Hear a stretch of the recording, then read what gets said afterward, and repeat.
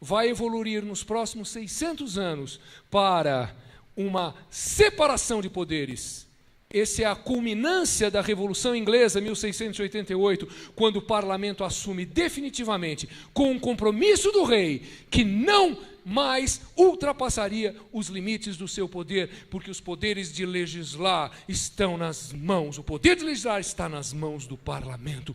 O parlamento se ergue como um poder separado, independente, autônomo em relação ao rei. Foi isso que aconteceu em 1688 e que inspirou americanos e franceses para acontecer depois a tripartição de poderes, e isso tudo ser levado ao mundo sob a forma e sob o nome de Estado de Direito. Deu? Explicação histórica, política. Limitação do poder, separação do poder, tripartição de poder, é isso que nós conhecemos hoje. Isso é o Estado de Direito, é o Estado de separação de poderes. Se isso aqui não existir, não existe Estado de Direito. Isso vale para o Brasil hoje? Com certeza. O Supremo tem muito poder dentro das suas competências. Mas o parlamento tem muito poder. E o que o parlamento pode, o presidente não pode. E o que o presidente pode, o parlamento não pode.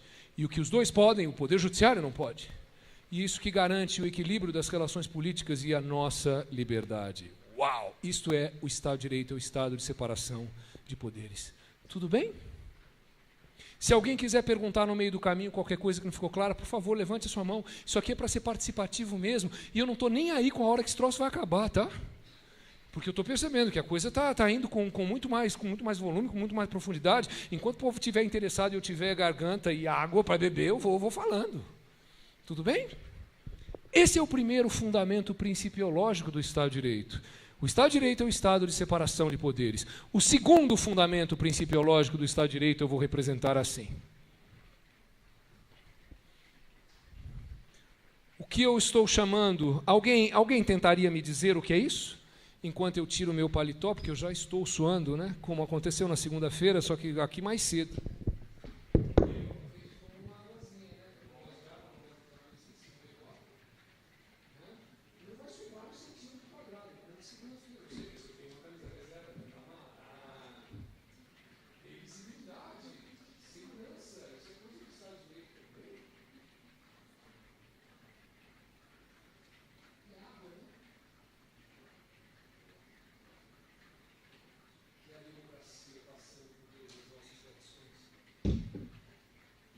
Alguém tentaria me dizer o que é esse redondo em torno da separação de poderes? Oi? Como? Não, não é a população, não é a representação do povo, não é. Como? Limitação dos três poderes? Não está errado o que você está falando. Aonde é que está a limitação dos três poderes? Dentro disso que você está respondendo aí. Aí chega na resposta. Sim. Todo mundo ouviu? Não, que bom, ninguém ouviu. Podemos continuar perguntando, o que é isso? Alguém quer dizer aqui o que é esse redondo em torno dentro da representação? É a Constituição. Como é que nós vamos chamar esse princípio de constitucionalidade? Constitucionalidade. O Estado de Direito é o Estado constitucional. O Estado de Direito depende da existência de uma Constituição. Não há Estado de Direito sem Constituição. O Estado de Direito é o Estado constitucional. Vamos entender por quê? Gente, um dia perguntaram a Luís XIV, o maior dos reis da França: Luís, o que é o Estado, Luís? Todo mundo lembra da resposta que o Luís deu? Em francês, e todo mundo entende a resposta. Por exemplo, eu não falo francês, frustração da minha vida, eu não falo francês. Mas essa resposta eu vou dar em francês, porque ela é muito bonitinha. Né? Aliás, não se sabe se é verdade que isso tenha acontecido, tá? A história não tem certeza disso. Mas, segundo a história, o que se diz é que o Luís respondeu: L'État c'est moi. L'État c'est moi. Todo mundo entendeu? Eu sou o Estado. Eu sou o Estado. Pô, caramba. Você acha que num estado onde o dono fala, o estado sou eu, precisa de Constituição? Constituição para quê? L'état c'est moi. A lei é a que eu quero. Eu acordo de noite, sem sono, eu levanto e escrevo uma lei. E tchau, temos uma nova lei porque eu sonhei. Não é? E vou praticar um ato de governo agora, porque eu quero. E que limite há ao que eu quero? Nenhum. L'état c'est moi. Não precisa de Constituição no absolutismo, não precisa de Constituição. Tudo bem? Os ingleses viveram esse troço séculos. Só que, você não imagina um rei inglês dizendo um troço desse, né? Pô, um povo que toma chá das 5, né? Um cara não diz um negócio desse, eles são muito mais finos, né? Muito mais sofisticados. O que se diz na Inglaterra? Isso está escrito, isso é parte, e tem reflexos ainda hoje. Sabe o que se diz na Inglaterra? É chique, é fino. The king do no wrong. Todo mundo entendeu? The king do no wrong. O rei não faz nada errado. Constituição para quê? A coisa é do jeito que eu quero. Sempre foi assim, do jeito que eu quero, não precisa de Constituição. Quando precisa de Constituição? Precisa de Constituição quando a gente, cansado da tirania, cansado da injustiça, cansado da fome, cansado da opressão, cansado de ser súdito, cansado da Bastilha, cansado da morte, cansado do arbítrio, a gente resolve quebrar tudo! Vamos quebrar tudo! Foi assim na Revolução, mas quebraram tudo! Eles não queriam cortar a cabeça do rei, mas o rei foi tão burro que resolveu fugir e cortar a cabeça dele. E aí nós vamos precisar fazer uma Constituição para criar esse estado de separação de poderes. Entenderam? Para eu ter uma separação de poderes, eu preciso ter uma Constituição. Quem institui a separação de poderes é a Constituição. Entendem isso? Quem batiza os poderes, poder legislativo, poder executivo e poder judicial, é a Constituição. Quem é que determina quais são as atribuições dos três poderes? É a Constituição. Quem diz exatamente quais são os limites entre os poderes? É a Constituição. Quem é que diz quais são as pessoas que podem ocupar cargos nos três poderes? É a Constituição. Quem é que diz como é que se dá o acesso aos poderes? É a Constituição. Quem é que diz como é que se dá o relacionamento dos poderes? É a Constituição. Não há separação de poderes sem Constituição.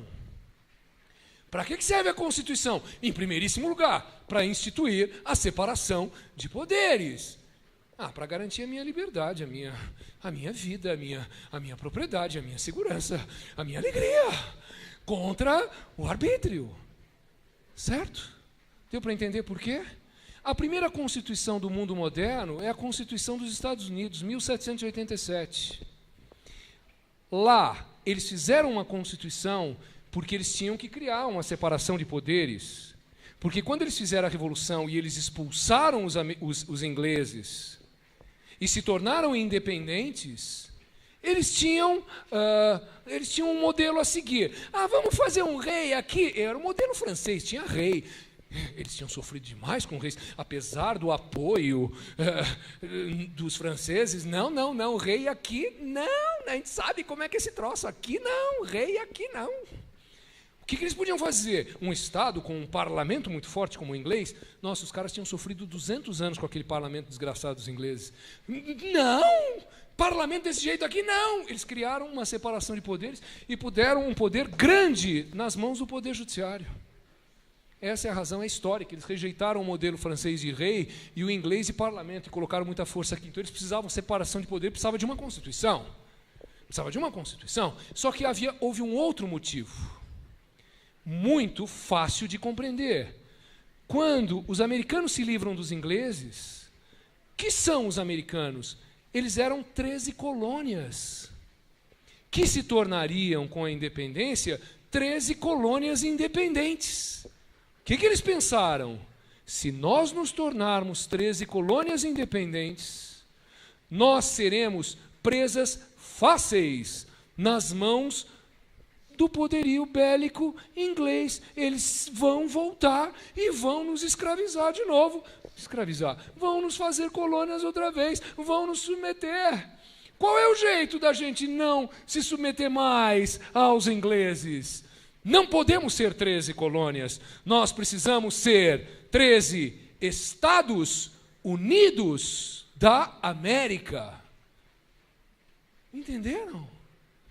Eles tinham que criar uma federação de estados. Juntos eles seriam fortes para repelir uma eventual agressão internacional inglesa. Eles tinham que se tornar uma federação. Como criar uma federação? Fazendo um documento jurídico chamado Constituição, para instituir os Estados Unidos da América e criar a separação de poderes do jeito que eles queriam. Deu para entender como é que surgiu a primeira Constituição do mundo moderno? A Constituição americana e a criação do primeiro Estado de Direito nesses moldes de 3 poderes, como pensou Montesquieu. Tudo bem? É a Constituição. Diga. A ideia de federação no Brasil é uma cópia da americana. Cópia, 1891. Nós copiamos o modelo deles. Nós copiamos mais ou menos o judiciário deles.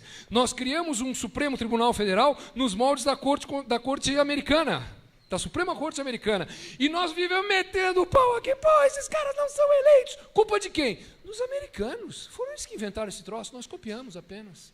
Ai, professor, mas o ministro do Supremo é indicado pelo presidente, sabatinado pelo Senado. Que absurdo, por que é assim? Porque nos Estados Unidos é exatamente desse jeito, até hoje. Nós copiamos o modelo deles. Só que a federação deles foi uma necessidade natural. A nossa é uma construção completamente artificial. Essa é a diferença. E a outra diferença é que lá, por conta disso, eles têm uma grande autonomia, porque eles queriam ser autônomos a princípio. E aqui nós criamos artificialmente, submetemos tudo ao poder federal e demos muito pouco poder aos estados. Sim.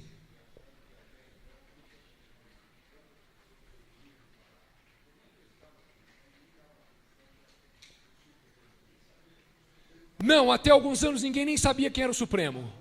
E hoje todo mundo sabe o que é Supremo. Uau, isso é maravilhoso! Maravilhoso! A escalação do Supremo é mais conhecida que a da seleção brasileira. Uau! Sensacional!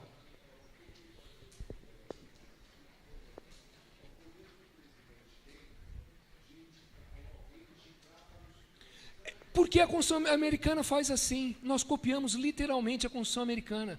Porque é o mesmo modelo americano, porque nós copiamos. Tem, claro, mas não dá para falar disso. Um dia a gente fala, mais para frente, depois da aula a gente conversa a respeito. Claro que tem como mudar isso. Precisamos fazer outra Constituição.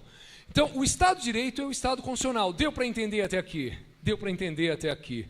O Estado de Direito é o Estado de separação de poderes, o Estado de Direito é o Estado constitucional. Eu vou dizer uma coisa que muitos constitucionalistas falam, com certeza e com razão, que é um terceiro fundamento do Estado de Direito. E eu vou chamar esse terceiro fundamento de princípio da legalidade. Princípio da legalidade. Mas o princípio da legalidade não está tão próximo da constitucionalidade? Tá. Ele está dentro da constitucionalidade. Mas ele me permite mostrar coisas diferentes. Ele me permite mostrar coisas diferentes. E eu vou falar disso de uma maneira muito singela, mas muito diferente do que normalmente as pessoas falam a respeito disso.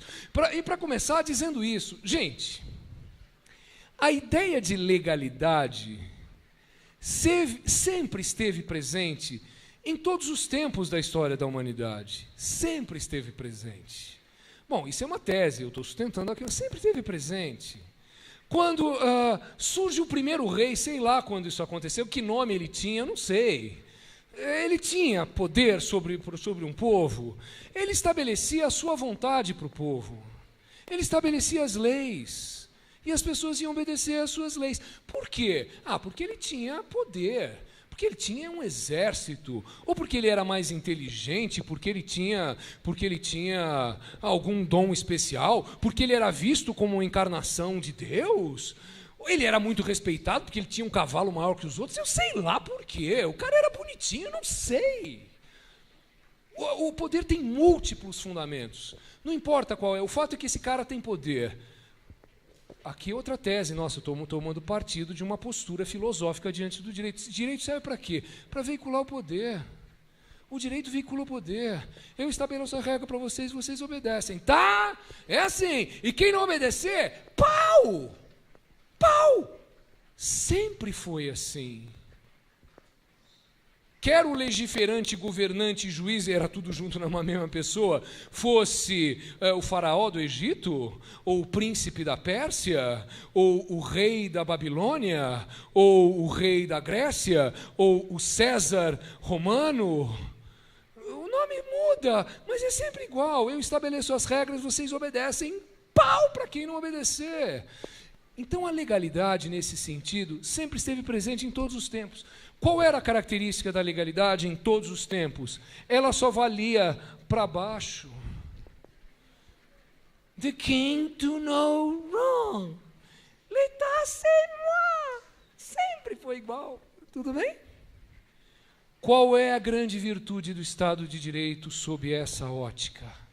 O Estado de Direito é o Estado de separação de poderes, é o Estado constitucional, é o Estado de legalidade, onde o Estado se submete ao direito. O Estado submetido ao direito. Nossa, mas por que você está fazendo tanta história para dizer isso? Sabe por quê? Porque isso é uma realidade, gente, que tem 3 séculos. Nós somos bebês nisso em termos históricos. E, apesar de ser há tão pouco tempo, hoje nós estamos tão acostumados com isso que nós nem nos apercebemos o tamanho da importância do Estado estar submetido ao direito. Isso é uma grande conquista do Estado de Direito. O Estado está submetido à lei, a lei vale para o Estado também. O que parece o óbvio ululante, foram milhões de pessoas que perderam as suas vidas para que isso fosse construído, gente. Para o Estado estar submetido ao direito. Isso é novo, isso é novidade. O Estado submetido ao direito, o Estado submetido à responsabilização, direito administrativo para valer, só a partir da Revolução Francesa. Ontem isso aconteceu, gente. Percebem que quando a gente olha para a realidade brasileira e diz, isso aqui não é democracia coisa nenhuma, isso aqui é um caos, isso aqui é uma coisa horrorosa, o Brasil é isso, o Brasil é aquilo. Não, nós somos um Estado de direito. É que as coisas todas aqui são muito grandes e elas são muito intensas. Nós somos campeões do mundo em tudo, ou quase tudo nós somos campeões do mundo, só no futebol que não somos, não vamos ser nunca mais, eu acho. Não é? Mas nós somos campeões do mundo, porque tudo é muito grande aqui. É isso. E somos uma democracia, sim, ninguém manda sozinho. Há uma Constituição e há um Supremo Tribunal Federal, goste você ou não. Você pode abominar alguns ministros, mas pega o Supremo como um todo. O que o Supremo tem feito é defender a Constituição, a democracia, os nossos direitos, fazer a coisa andar em harmonia, apesar da gente não concordar com uma porção de coisas. Se tem corrupção, um dia a gente chega lá. Um dia a gente chega lá também. Já começamos pelo Poder Executivo, pelo Poder Legislativo. Nós vamos chegar no Judiciário, é uma questão de tempo. Odeie um ministro do Supremo pelo que ele faz, mas não odeie a instituição a que ele pertence. Porque odiar a instituição não vai sobrar uma, hein? Não vai sobrar uma. Então o teu ódio tem que começar pela Presidência da República, passando pelo Congresso, pelo Senado, pela Câmara, passando pelo Poder Judiciário, passando pelo Ministério Público, porque há corrupção em todos. Nós temos que combater tudo isso. Mas as instituições têm que ser preservadas. E as nossas instituições estão preservadas. Apesar de tudo que está acontecendo, somos uma democracia.